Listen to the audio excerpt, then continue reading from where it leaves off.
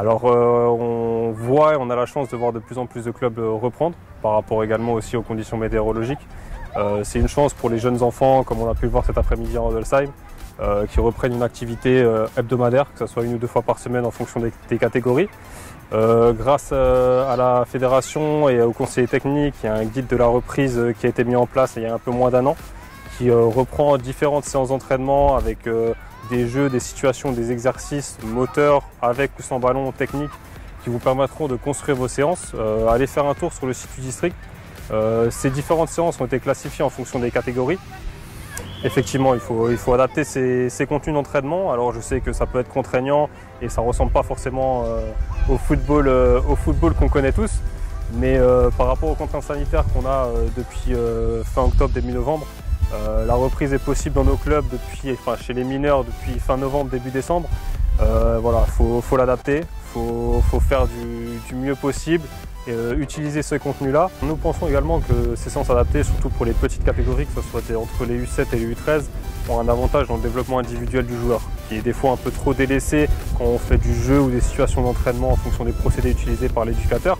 Et se concentrer en fait sur des situations, des exercices un peu plus individualisés avec ballon à 2, à 3, va permettre un développement qu'il soit technique ou moteur avec un travail de coordination en parallèle plus important et plus utile par la suite pour le joueur, que ce soit dans l'utilité du ballon, dans ses déplacements avec ou sans ballon, et puis au service du collectif tout simplement.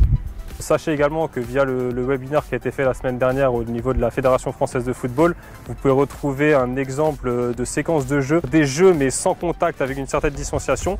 Un exemple, un style de baby-foot qu'on peut connaître avec les petites manchettes, sauf que là c'est avec des moyens humains dans différentes zones protégées. Vous pouvez rajouter des buts, enfin voilà, vous pouvez construire ces choses-là à votre sauce en fonction de vos besoins, en fonction de votre catégorie.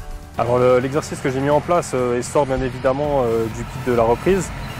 C'est une fiche pédagogique qui s'appelle le coffre. Donc en fait c'est un pseudo-circuit de passe où les enfants sont amenés à se transmettre le ballon après une prise de balle et ensuite derrière une passe. Et dans la finalité on rajoute encore une conduite de balle avec un petit stop balle. Donc on peut faire sous le format d'exercice simple, sans pression, travailler qualitativement sur les critères de réalisation. Mais également on va pouvoir le voir dans la vidéo, le faire sous format ludique, sous format de compétition. Alors effectivement, cela augmente un peu les déchets des enfants avec la précipitation et le fait de vouloir finir premier.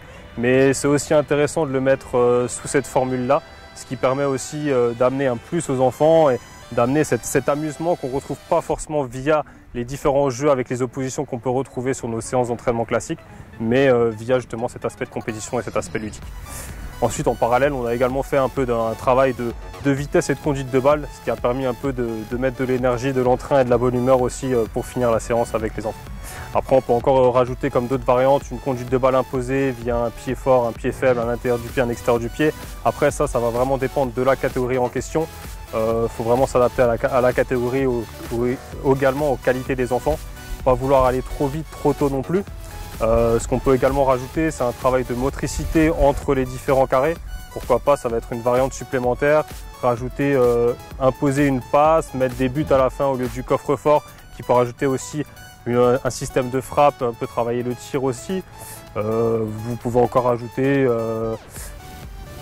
une histoire ou un travail de prise d'information avec des coupelles de couleurs différentes qui forment votre carré, ce qui va permettre aussi à l'enfant d'avoir une prise de balle orientée différente, mais aussi de prendre une information autour de soi pour s'orienter différemment et un peu retrouver ses sensations de match avec un adversaire ou une orientation différente. Alors l'exercice mis en place cet après-midi est à destination des U9, voire pourquoi pas des U11. Maintenant vous pouvez utiliser les différentes variantes que l'on a évoquées auparavant, voire faire parler votre panoplie et votre expérience aussi sur les différentes variantes que vous pouvez mettre en place. Mais voilà, principalement cet exercice est dédié aux U9 et aux U11. Après, vous pouvez également utiliser des exercices ou des activités dites de foot loisir, qui peut être intéressant aussi avec différents défis techniques, que ce soit du foot pétanque, du foot golf, voilà, du foot net dans la mesure du possible en fonction de vos catégories, autrement dit un tennis ballon. Après, tout dépend de la maîtrise. Avec des U9, U11 c'est compliqué, mais à partir de U13, U15 ça peut être intéressant d'utiliser cette pratique-là. Quel est votre retour d'expérience à chaud de cette séance? Quand on voit le sourire et les cris des enfants, c'était génial. La petite compétition entre équipes et puis Et puis oui, ils ont adoré, voilà, c'était intéressant. On travaille le pas s'essuie aussi différemment. Là, c'était pas mal sous forme des différents carrés. C'était top. Un message peut-être à faire passer aux éducateurs qui auraient des besoins ou des conseils, des questions? Alors effectivement, on est à disposition des clubs, on est à disposition de nos éducateurs. N'hésitez pas à venir vers nous, que ce soit à distanciel, via un appel, via mail, mais aussi faire appel à nous, on va dire un moyen humain supplémentaire sur vos séances d'entraînement, en présentiel dans vos clubs, soit pour qu'on construise ensemble une séance, soit pour qu'on anime ensemble une séance. Enfin voilà, on est disponible, on est à votre disposition. Et puis n'hésitez pas à reprendre, les beaux jours arrivent, il faut qu'on reprenne tous les couleurs. Et donc bonne reprise à tous et prenez soin de vous.